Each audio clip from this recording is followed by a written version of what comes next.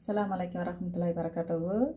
இன்றைக்கி ஒரு பச்சை பட்டாணியை வச்சு காஞ்ச வெந்தயக்கீரையும் வச்சு பச்சை பட்டாணி ஒரு கிரேவி செய்வோம். சப்பாத்திக்கு, புலாவுக்கு, டிஃபன் ஐட்டம் எல்லாத்துக்குமே ரொம்ப ரொம்ப நல்லாயிருக்கும். பச்சை பட்டாணி வெந்தயக்கீரை காஞ்சதை வச்சு ஒரு பட்டாணி கிரேவி நம்ம சமைக்கலாம். இது எப்படி சமைக்கிறன்றதை வாங்க நம்ம வீடியோவில் போய் பார்க்கலாம். பாத்திரம் வச்சு அடுப்பத்தை வச்சுக்கலாம். முதல்ல அதுக்கு எண்ணெய் ஊற்றிக்கிறோம். 2 டேபிள் ஸ்பூன் எண்ணெய் ஊற்றிக்கிறோம். இது கசூரி மேத்தின்னு சொல்லுவாங்க. வெந்தயக்கீரை நானே வீட்டிலே காய வச்சு வச்சுருக்கேன். அதை முதல்ல போட்டுக்கிறோம். அது வாசனை நல்லாயிருக்கும். சீரகம் ஒரு 1/2 ஸ்பூன் சீரகம் போட்டுக்கிடுவோம்.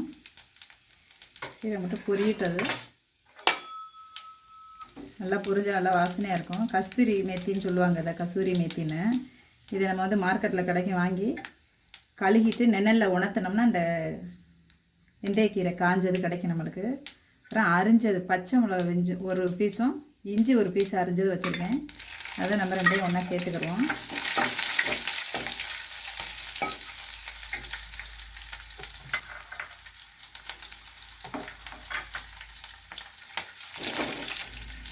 கொஞ்சம் ஆயிடுச்சு. ஒரு பெரிய வெங்காயம் ஒன்று வெட்டி வச்சுருக்கேன்.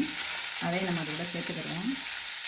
நல்லா வாசனை வந்து நல்லா சப்பாத்திக்கு, புலாவு வகைங்க, வெரைட்டி ரைஸ் கூடலாம் சாப்பிட்றது ரொம்ப நல்லாயிருக்கும். இது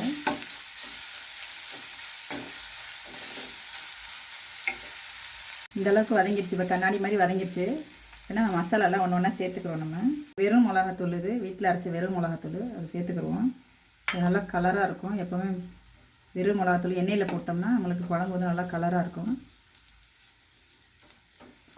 இது வந்து சென்னா மசாலாத்தூள் கடையில் கிடைக்கும். அது வாங்கி போட்டுக்கிடுவோம். கரம் மசாலாத்தூள் நம்ம வீட்டிலே அரைச்ச கரம் மசாலாத்தூள் ஒரு 1/2 ஸ்பூன் அதையும் போட்டுக்கிடுவோம். மஞ்சத்தூள் ஒரு 1/4 ஸ்பூன் போட்டுக்கிடுவோம். இது எல்லாத்தையும் நல்லா ஒரு கலக்கிட்டு ஒரு தக்காளி பெருசு வச்சுருக்கேன். பெரிய தக்காளி ஒன்று வச்சுருக்கேன் அரைச்சது. பெரிய தக்காளி ஒன்று அதையும் நம்ம அதில் ஊற்றிடுவோம். ஊற்றிட்டு பச்சை பட்டாணி வச்சுருக்கேன். உரிச்சு வச்சுருக்கேன் பச்சை பட்டாணி. 1 கப் பச்சை பட்டாணி இருக்கும். அதையும் நம்ம அதை கூட சேர்த்து உப்பு கொஞ்சம் போட்டுக்கிறோம். அதுக்கு தேவையான உப்பு கொஞ்சம் போட்டுக்கிறோம். உப்பு போட்டு அது கூடவே நம்ம தண்ணி ஊற்றி மூடி வச்சுருவோம். இது வேகட்டும் நல்லா. இது நல்லா 1 கிளாஸ் தண்ணி ஊற்றிடுவோம். 1 கிளாஸ் தண்ணி ஊற்றி இந்த பட்டாணியை நல்லா வேகட்டும். இது பச்சை பட்டாணி, காஞ்ச பட்டாணி இல்லை, பச்சை பட்டாணி சீக்கிரமாகவே வெந்துடும். இது ஊற வைக்கலாம் தேவையில்லை. இப்போ இதை நம்ம மூடி வச்சுருவோம். வேகட்டும். ரொம்ப ஹை ஸ்பீடு வேணால் ஸ்லோ, கொஞ்சம் மீடியம் ஸ்பீடு வச்சா போதும். கொதிச்சதோ பட்டாணி வேகட்டும். வெந்தோன்னா பார்ப்போம். நம்ம பட்டாணி எவ்வளோ தூரம் வெந்திருக்குன்னு பார்ப்போம். பட்டாணி நல்லா வெந்திருக்கு. வேக வச்சோம் சேர்த்துக்கலாம். வேக வச்சு பட்டாணி தனியாக வேக வச்சு நம்ம செஞ்சுக்கலாம். இப்படியே வச்சுக்கலாம். பட்டாணி இப்போ வெந்துருச்சு நல்லா.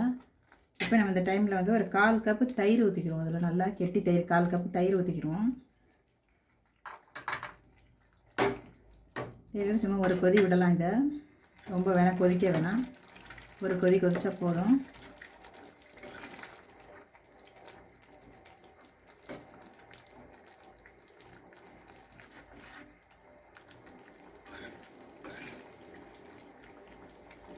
அந்த டைமில் நம்ம ஒரு கைப்பிடி கொத்தமல்லி தழை தூவி அடுப்பை ஆஃப் பண்ணிடலாம். அவ்வளோதான், நம்ம பட்டாணி கிரேவி ரெடி ஆயிடுச்சு.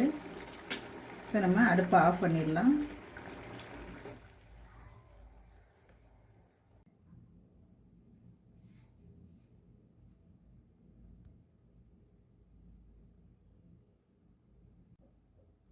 என்னுடைய சேனலை விரும்பி பார்க்குற எல்லாருக்குமே ரொம்ப ரொம்ப நன்றி. தொடர்ந்து பாருங்கள். சப்ஸ்கிரைப் பண்ணாதீங்க, சப்ஸ்கிரைப் பண்ணிங்க. சப்ஸ்கிரைப் பண்ண எல்லாருக்கும் ரொம்ப ரொம்ப நன்றி.